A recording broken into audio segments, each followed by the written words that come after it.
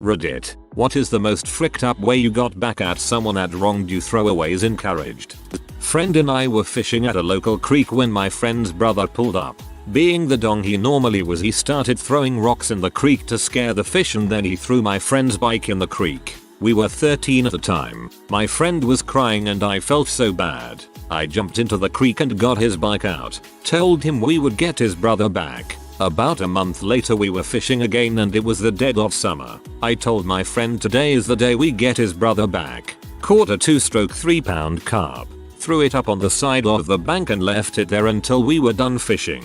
At the end of the night went back to his place. His brother's car was sitting on the street. We took the carp, sliced it open and threw it under the driver's seat and rolled his windows 3-stroke 4 up. The next morning when we woke and left, I forgot about what we had done. Well, when I rode past JT's car I noticed the window was kind of black, and then I took a closer look. It was covered in flies. I actually got scared because I did not expect a window caked with flies. By the time I got home I was laughing in tears because his brother was always such a dong to us. Fast forward to baseball practice about 3 days later. Friend had a black eye but smiled at me when we made eye contact. His brother flipped out and ran into his house and punched him in the face. His mom flipped out on his brother. Brother was grounded for the rest of summer. His mom said that my friend would never do such a thing and he played along and acted as if he had no idea. Apparently the smell never really left the car. We nicknamed his brother Lord of the Flies.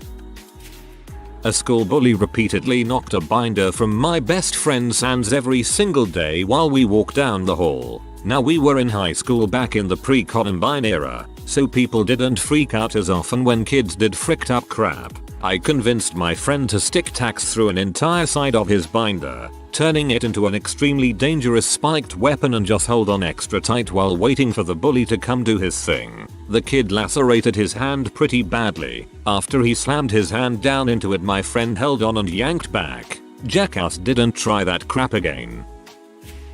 I'm immune to poison ivy, so I was always uprooting it in our yard, about a full acre. I'd left it on this concrete area behind our garage, because that's where it was near when I pulled it out. Hey, I was lazy. Anyway, I frequently walked down to a fishing pond across this canal in my neighborhood. This is in South Louisiana. I didn't always have a functioning bike and the walk was only about a mile. A big kid, probably 2-3 years older than me, was a real jerkus. He'd do stuff like ride by me on his bike and act like he was gonna high five me, but then slap my face and ride off, laughing. Anyway, one day he did that, and I went back home, upset. I got my water gun and was gonna shoot him if he messed with me again. Then I saw the poison ivy and got an evil idea. In the bucket it went with some water, stirred it all up good, then dumped it in my water gun. Went back to the pond. On the way back home he came around messing with me again. I hosed him down and he broke my gun. But man, it was worth it. From what I hear he didn't go back to school for almost 2 weeks.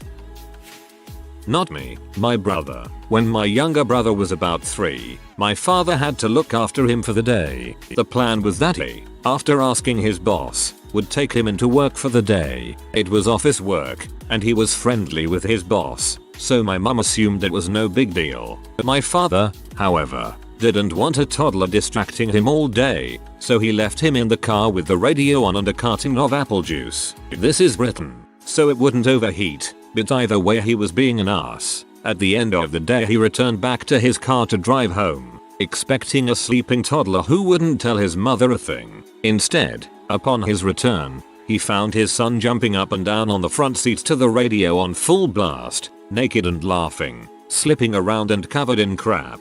He had soiled himself, removed his nappy, his fecal matter everywhere. Crap was smeared all over the driver's seat, the windscreen, the steering wheel, the sat-nav, the driver's window, even hand printed on the ceiling. Our dad didn't even know that toddlers could even produce this vast amount of turd. The only car seat that was completely untouched was his own. TLDR. My 3-year brother was abandoned in a car for 8 hours. Later found smearing his own brand revenge paint all over my father's beloved BMW. Serves the father goddamn right. He's lucky he only had a car full of crap and not a smashed window and a child in the custody of CPS. I moved around a lot as a kid. Dad in the army, parents divorced. Not staying in one place made long-term friendships impossible. But my situation attracted bullies like flies. I moved to a new school. A bully picked up my scent instantly, tripping and shoving, making fun of my clothes. Nothing too terrible, but I was already unhappy, so I felt miserable anyway. One school day, I asked to use the restroom. I passed by said bully on the way into the bathroom. He actually didn't do anything to me this time. When I entered the restroom, someone was in the only stall, crapping on the floor. I walked out of the bathroom, disgusted, ready to tell on them. I was 7 at the time.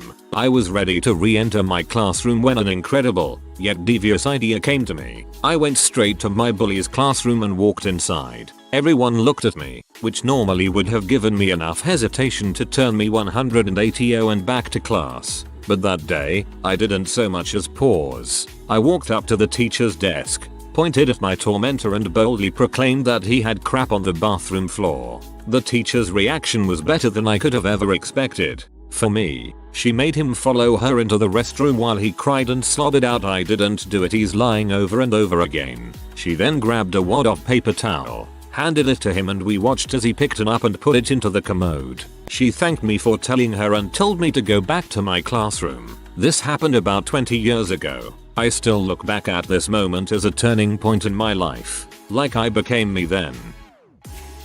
At an all-male military boarding school during high school, there was this huge douche on my hall. We took his Febreze bottle and filled it with pee, then took said bottle and sprayed his pillow, wall locker and opposite corner. So he gets back, smells urine and immediately grabs his Febreze and douses everything. Eat a dong, Donovan. Eat a dong. I used to live in a very small town, like 250-300 people. We had no stores, gas stations, etc. One day a local guy decided to open up a little store that sold the basics like groceries and rented movies. He hired a few of us high school kids to work the store and promised $50 a week for the summer to be paid at the end of the summer. We agreed and started working. We gave up a summer stocking shelves, cleaning the bathroom, lawn care and whatever else. Well, the end of the summer comes around. It's our last day of work, and he comes by with our paychecks. $50 for each of us for the whole summer. Needless to say, we weren't too happy, but his words were, "What the frick are you gonna do about it? Drop the key off at my house since you won't need it anymore." We came up with a plan to pay this douchebag back. Before locking up the store for the last time, we left a window unlocked. We dropped the key off at the house. Around midnight, we were back at the store, grabbed as much as we could: cigarettes, money from the register, candy, probably about $1,000 worth of crap, locked the window, then left through the emergency exit that had no alarm. There were also no cameras of any kind. Next day there were cops there. He accused all of us of doing it, but had no proof. He ended up having to shut down the store a few months later because the town heard how he didn't pay us and stopped doing business there. I don't feel bad. Sucker deserved it. Figures it's about a crime I committed 15 years ago. Till there are people so dumb they'll rip off teenagers, add insult to injury, and then ask for their key back.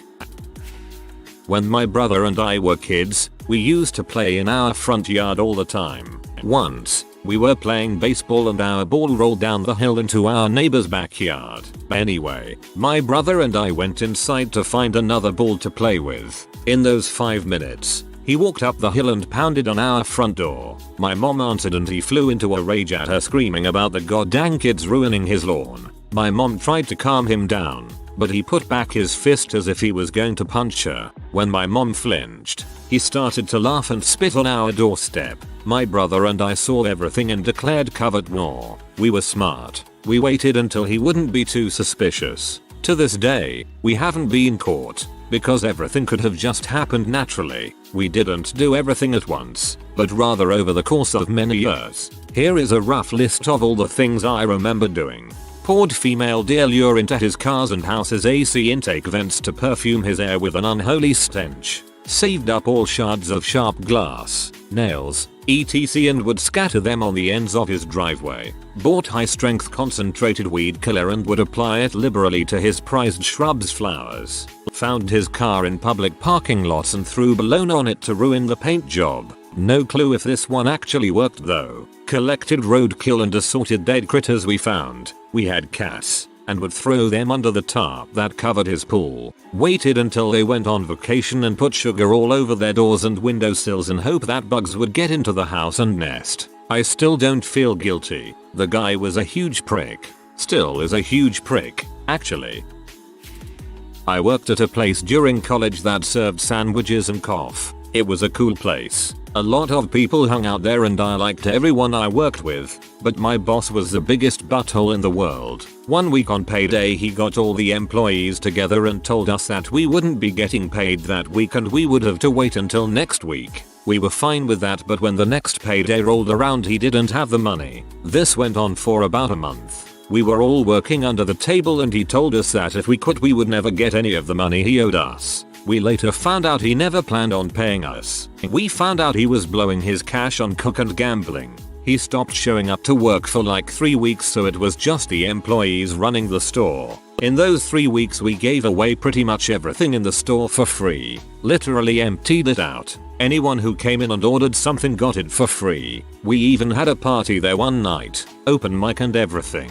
So he finally shows up and he looks like he has been awake for a week straight. He comes in freaking the frick out. Threatens to beat the crap out of us. Starts throwing things around. I was in the back and saw that he was double parked outside. So I call the campus towing company that was literally a block away. While he is freaking out at us, one of the employees says, "Hey, your truck is getting towed." He runs outside and watches his Escalade get towed away. We all bounced out the back door and never looked back.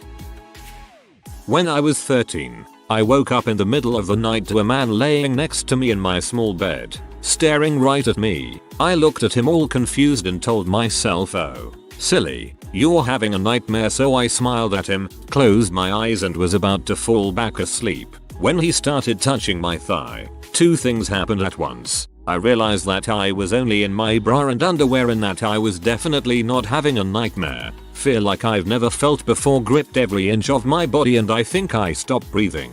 He started making his way up to my underwear, presumably to take them off. What did I do? I opened my eyes and I crap you not said, "Hold on a second. I have to pee." He looked shocked, but didn't stop me as I wrapped my blanket around my body and proceeded to take a few steps toward my bathroom. Then I noticed that my bedroom door was wide open, so I bolted. I ran to my mom's room, banged on the door and screamed about how there was a man in my bedroom. My mom came out to the hallway and had just started reassuring me that it was a bad dream when the sucker dashed out of my room and toward the front door. My mom froze, but I got the biggest sense of how the frick dare he try to violate me. That's when I grabbed a lamp, ripped the cord out of the wall socket as I started chasing him, insanely waving that lamp and screaming all the profanities that my 13-year-old mind has ever heard. I chased that sucker down the streets while my mom called the police. I lost him somewhere in the dark, but when the police came, got statements and started searching the neighborhood,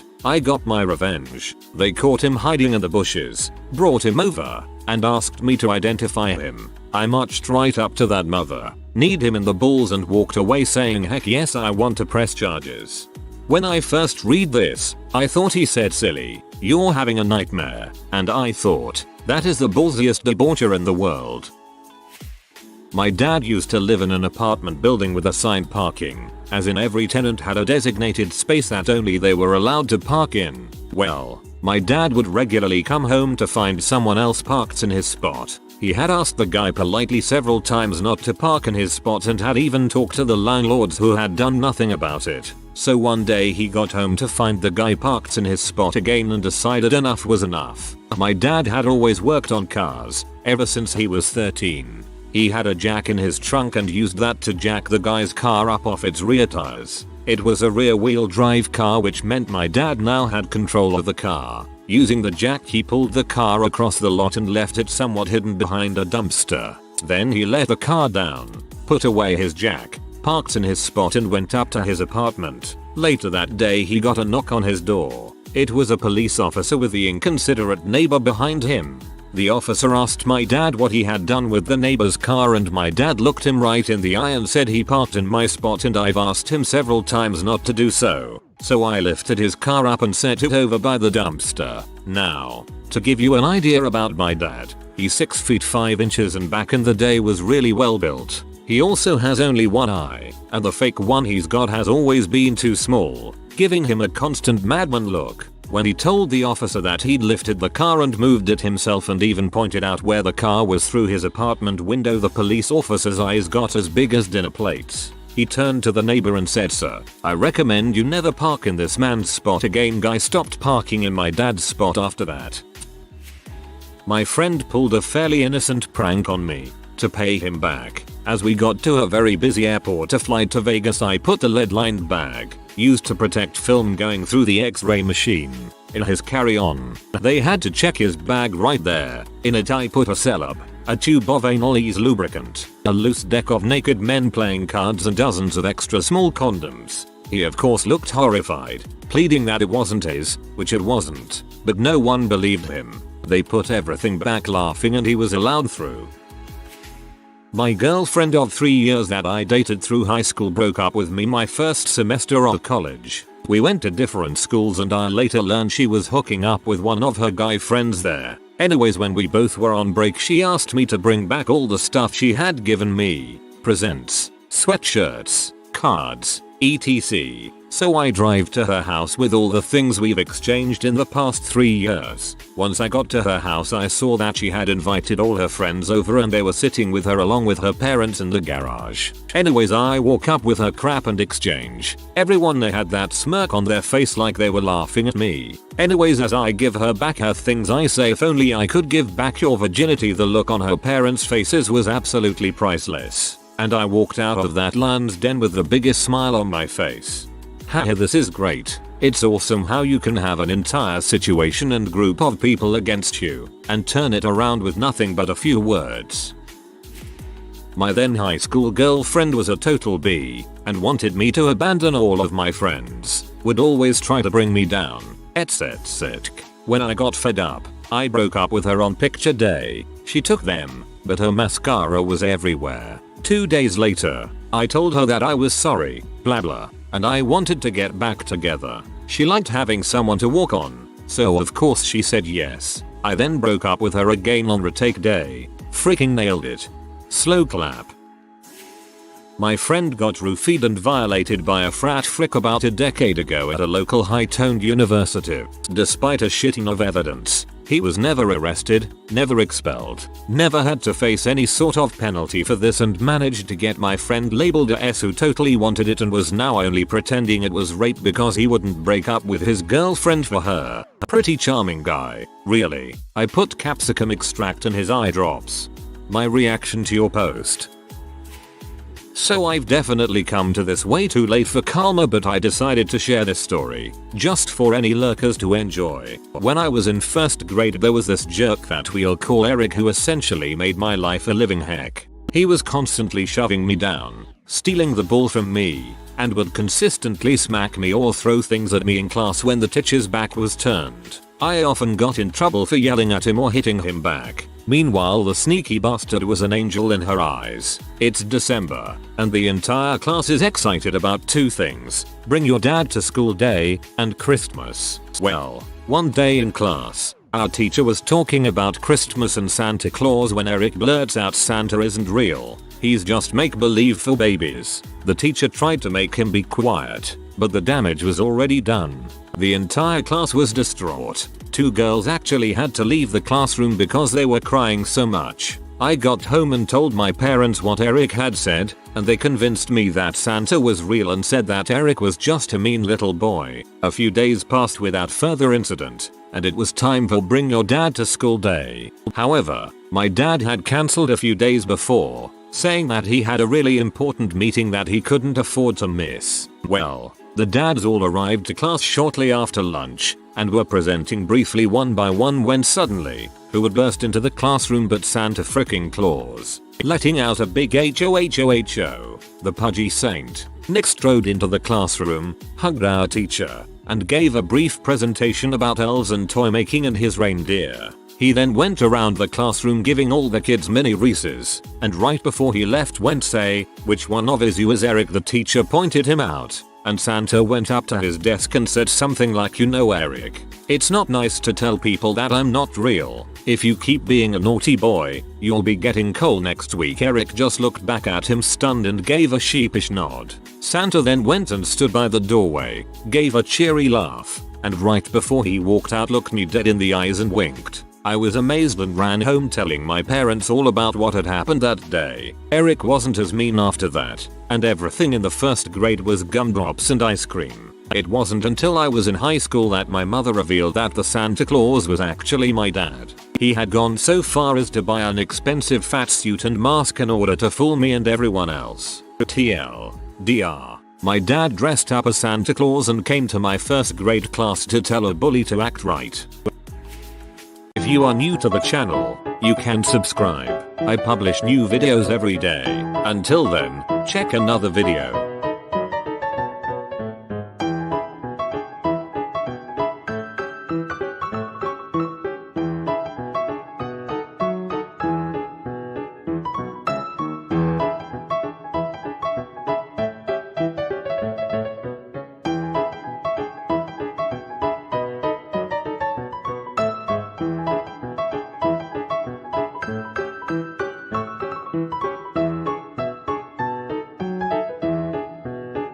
Bye for now.